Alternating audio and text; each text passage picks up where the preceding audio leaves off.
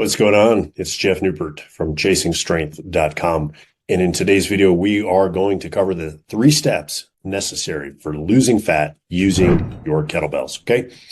In my most recent reader survey, losing fat or losing weight was one of the top 5 topics that people on my email newsletter indicated that was the number one thing out of everything else. It was the number one thing they needed the most help with. Okay. And I guess that's because they were the most confused about that. Here is a nutrition template for you that will strip off body fat while you're using your kettlebells. Okay. And now look, this thing is not sexy, but it's been proven to work for, I don't know, man, at least 20, 30 years. So, and hey, Jeff, I thought kettlebells haven't been around for 30 years. Yeah, that's because other people use this template doing traditional strength training. Okay. So you can use it with your kettlebell training as well. So it's very simple. Meals 1 and 2, right? Breakfast and lunch, typically known. You're going to do a protein shake, grab 2 scoops of protein. All right. And that'll give you about 50 grams of protein. So that's 100 grams of protein, your first 2 meals.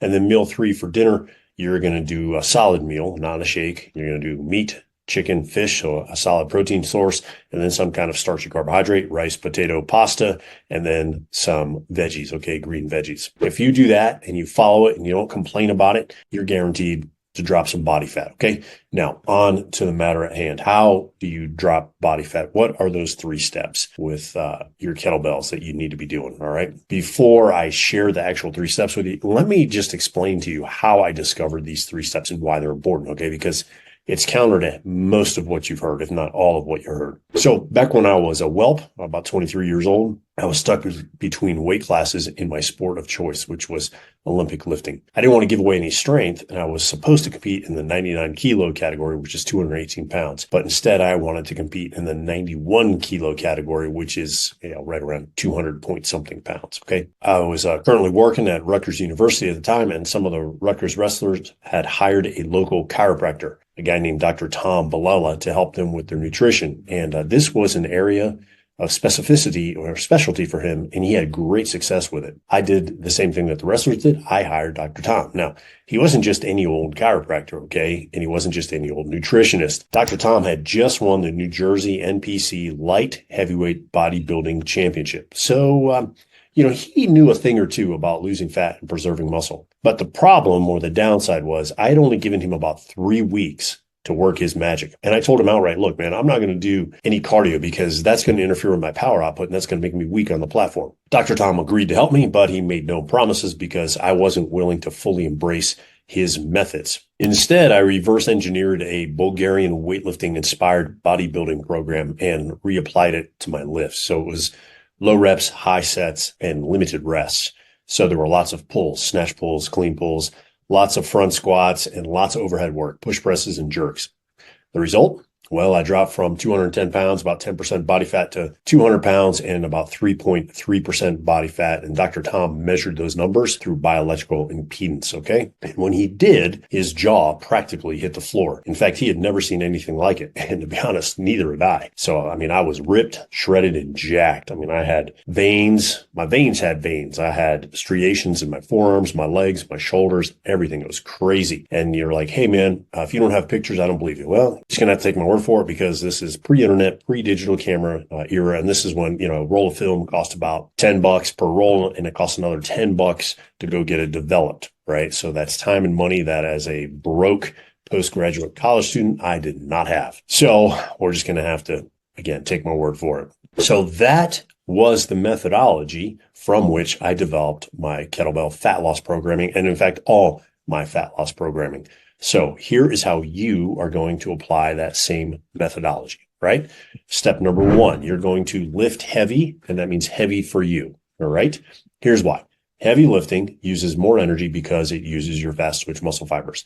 And conveniently, they're the same muscle fibers you need to grow when you want to build muscle, okay? So now you're killing 2 birds with 1 stone, or feeding 2 birds with the same piece of bread, if you prefer a kinder, gentler metaphor, okay? Now, this is where the kettlebell grinds come in. This is where the front squats, the presses, the get-ups, and other exercises come in, all right? So that was step 1. Now, step 2, you're going to lift explosively. Explosive lifting, the kettlebell ballistics, swings, snatches, cleans, push presses, and jerks.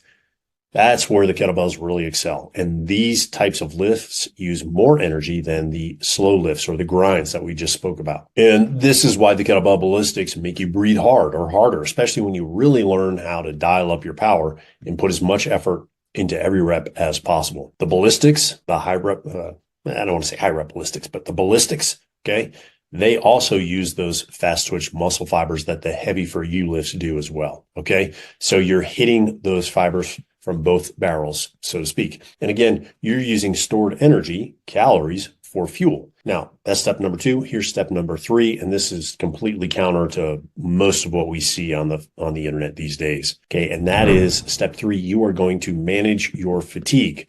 And this is, like I said, like I just indicated, this is really where this philosophy or methodology differs from the mainstream. Most kettlebell workouts have you suffer through high rep sets or flows or circuits where you're sucking wind, mouth breathing like a vacuum cleaner. Okay. Now, I reject that philosophy for several reasons. The first is fatigue decreases force production or force output. Okay. So now you can't put as much effort into each and every rep. So you're more likely than not doing junk reps that aren't even helpful to the cause. Okay. Number 2, fatigue alters your exercise technique, right? So that means you're not getting any stronger in that lift because now it's actually a different lift. For example, turning a military press into a side press. And 2, you're also opening a door to potential injury. Okay. Because as you lose the ability to produce force through the right ranges of motion, you compensate through the wrong ranges of motion, exposing joints and muscles to undue wear and tear. The third reason you need to manage fatigue is because fatigue increases your stress hormones. Okay. And what that means is as you become more and more tired during your workouts, your body releases more and more adrenaline and cortisol to get you through those workouts and to keep you going through the workouts, right? Now, the bigger this release is, the longer it takes you to recover between workouts.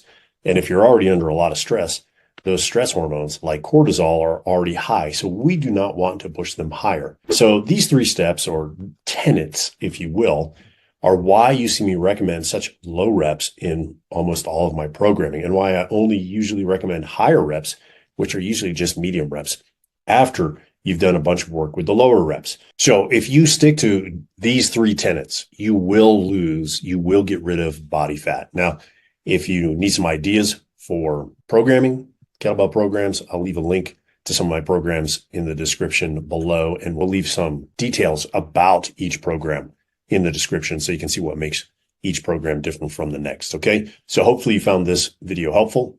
If you did, click the like button, click the subscribe button if you haven't already, and share it with a friend who's trying to lose some body fat using kettlebells as well. Okay. Until next time, stay strong.